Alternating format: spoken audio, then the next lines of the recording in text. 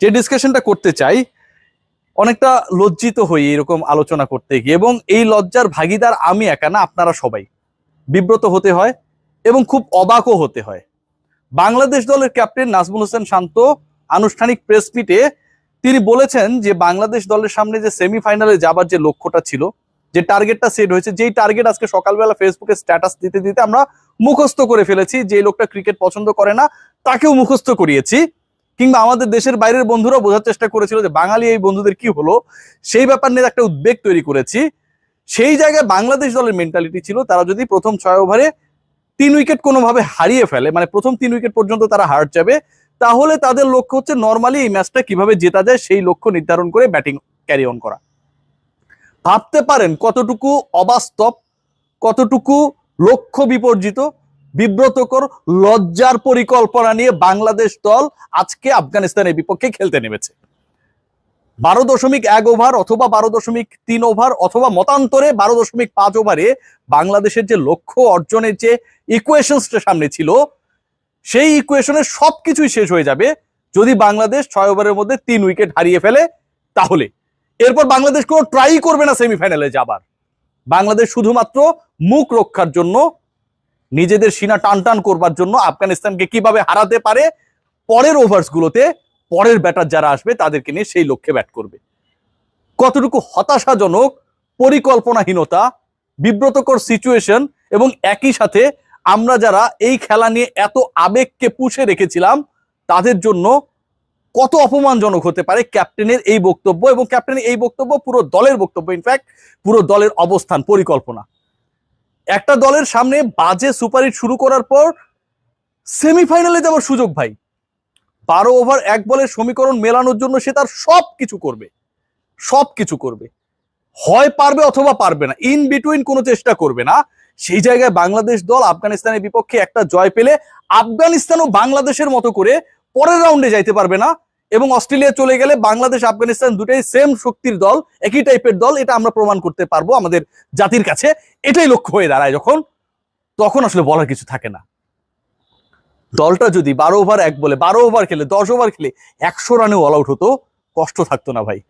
কিন্তু যখন নাজমুল হোসেন শান্ত এই বক্তব্য দেন তখন এটাকে কোরিলেট করতে হয়। যেই দলের কোচ সুপার হিটে বাংলাদেশ যাবার পরে অফিসিয়ালি বক্তব্য দিতে গিয়ে বলেছেন বাংলাদেশ দল তার লক্ষ্য অ্যাচিভ করে ফেলেছে।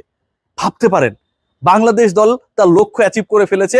চন্ডিকা হাথুরু সিং এই কথা যখন বলে দেন, এখন সুপার হিটে বাংলাদেশ যাই পাবে তাই বোনাস, এবং ক্যাপ্টেন বলছে যে 3 উইকেট চলে গেলে বাকিটা আমরা বোনাসের খোঁজে থাকবো, তখন তো তাদের অবাক হওয়ার কোনো সুযোগ থাকে না।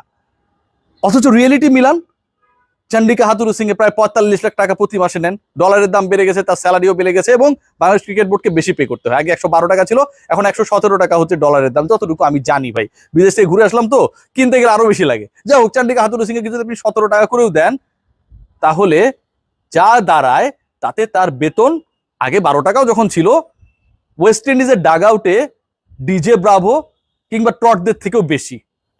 কম বেতন নেওয়া সেই মানুষগুলো যখন বড় স্বপ্ন দেখার সাহস করে, কম বেতন নেওয়া সেই মানুষগুলো যখন বড় স্বপ্ন দেখে সেটাকে পূরণ করার পথে এগিয়ে যায়, যখন তারা অস্ট্রেলিয়াকে, নিউজিল্যান্ডকে হারিয়ে বাংলাদেশকে ফাইনালি হারিয়ে সেমিফাইনালেই চলে যায়, অস্ট্রেলিয়ার সেমিফাইনালের স্বপ্নকে ধূলিসাৎ করে দেয়, আইসিসির পরিকল্পনাকে পুরোপুরি অবাস্তবায়িত রেখে দেয়, কম বেতন পাওয়া সেই প্ল্যানাররা যখন এই কাজটা করে, পেছন থেকে পুরো দলকে চাঙ্গা করতে পারে, তখন প্রায় অর্ধ কোটি টাকা মাসিক স্যালারি নেয় আমার কোচ বলেন, কি বলেন, যে বাংলাদেশ দল তার লক্ষ্য অ্যাচিভ করে ফেলেছে, বাকি যা পাবো তাই বোনাস। ক্যাপ্টেন বলে 3 উইকেট হারালে আমরা ডিসাইড করে ফেলবো যে বাংলাদেশের আর এখন সেমিফাইনালের লক্ষ্যে খেলার দরকার নেই, একটা জয় পাইলেই হবে। রাইটি লেফটি কম্বিনেশন নিয়েও কথা হয়েছে। তাওহিদ হৃদয় কেন এত পরে ব্যাট করতে নামলেন, নাম্বার 6-এ কেন হৃদয়?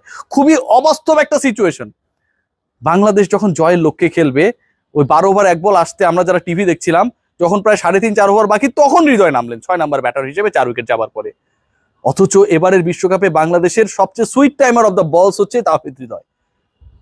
সেই ক্রিকেটারকে, সেরা ব্যাটারকে এই মুহূর্তের আমি নামাচ্ছি নাম্বার 6-এ, কারণ হচ্ছে রাইটি লেফটি কম্বিনেশন, নাজমুল শান্ত বলেছেন।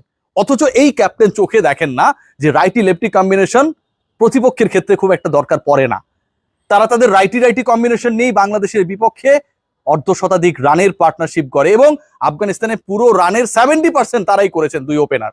দুজনই ডানহাতি, তখন তাদের প্রয়োজন হয় না বাংলাদেশের সেরা ব্যাটারকে 22 গজে ব্যাট করতে আসার জন্য, বাংলাদেশের সেরা ব্যাটারকে 12 ওভার 1 বলে লক্ষ্যে পৌঁছানোর চেষ্টা করার জন্য নামতে হয় 6 নম্বরে 4 উইকেট যাবার পরে, আর মাত্র 3.5 ওভার থাকার ওই সময়টায় আমরা ক্রিকেট খেলছি, আমরা নতুন জ্ঞান বিতরণ করছি।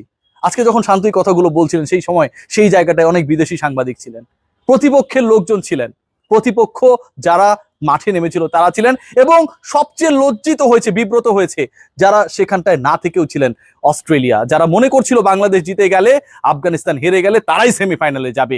তারা আমার কাছে মনে হয় নিজেদের মাথায় নিজেরা বাড়ি মেরেছে। তা আসলে কাকে সাপোর্ট করছিলাম, তাদের মেন্টালিটি যখন এটা, তখন আমরা কি চিন্তা করে বসেছিলাম। চমকের পর চমক। একবার ভেবে দেখেন যে আমাদের রাইটি লেফটি কম্বিনেশন লাগে, অথচ এই রাইটি লেফটি কম্বিনেশন যদি গুরুত্বপূর্ণ হয় তাহলে রাইটি ব্যাটারদের জন্য আমার যে একজন লেফটি প্রিমিয়াম বোলার দরকার ছিল, রাইটি ওপেনিং কম্বিনেশন ভাঙার জন্য আমার লেফটি শরীফুলকে দরকার ছিল 11-এ। ক্যাপ্টেন আবার সেটা ভুলে যান ভাই, কোচ সেটা ভুলে যান, তখন সেই কম্বিনেশনটা কাজে আসে না, কারণ সৌম্য সরকারকে খেলাতে হবে। সৌম্য ঠিকই সুযোগ পেয়ে যান, কিন্তু শরীফুল, ওই যে সৌম্যের জায়গাটা তো আসলে জাকেরের জায়গা, শরীফুল কোথায় খেলবেন সেই জায়গাটা শেষ পর্যন্ত এনশোর হয় না।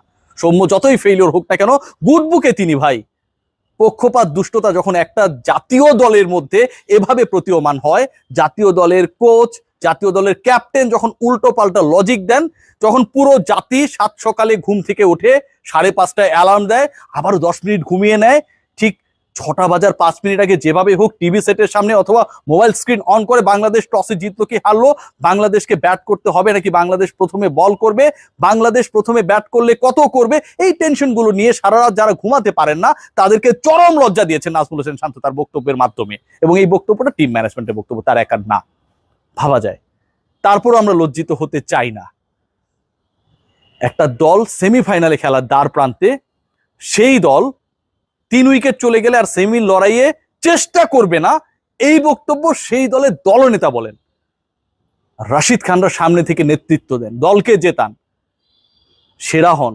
সেমিফাইনালে আফগানিস্তান আর একটা জয় দূরে ফাইনালে ওঠা থেকে এরকম একটা সিচুয়েশন ক্রিয়েট করেন তারা, কারণ তারা বোনাস খোঁজেন না, আর আমরা বোনাসের খোঁজে থাকি।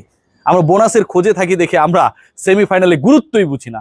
এই ম্যাচটা হওয়াই উচিত ছিল শুধুমাত্র সেমিফাইনাল খেলার জন্য, এই ম্যাচটা হওয়াই উচিত ছিল বাংলাদেশ যেভাবেই হোক 12 ওভার 1 বল পর্যন্ত পারুক না পারুক ট্রাই করবে। অথচ সেই ম্যাচ যখন হয়ে যায়, নিছক একটা জয় নিয়ে সম্মান বাঁচিয়ে, ইজ্জত বাঁচিয়ে দেশে ব্যাক করব, ঠিক তখন বাংলাদেশের ইজ্জত আসলে থাকে না, তলাটা ফুটো হয়ে যায়, বাংলাদেশ পরাজিত হয়। এবং যে মানিজ্যটুকু আসলে থাকে সেটা আসলে থাকে না যখন ক্যাপ্টেন আনুষ্ঠানিক সংবাদ সম্মেলনে এরকম একটা ব্যাখ্যা দেন। রাইটি লেফটি কম্বিনেশনের কারণে তাহিদ হৃদয় নিচে ব্যাট করেন, অথচ রাইটি কম্বিনেশনের জন্য আমি বাঁহাতি পেসার শরীফুল ইসলামকে দলে নেই না।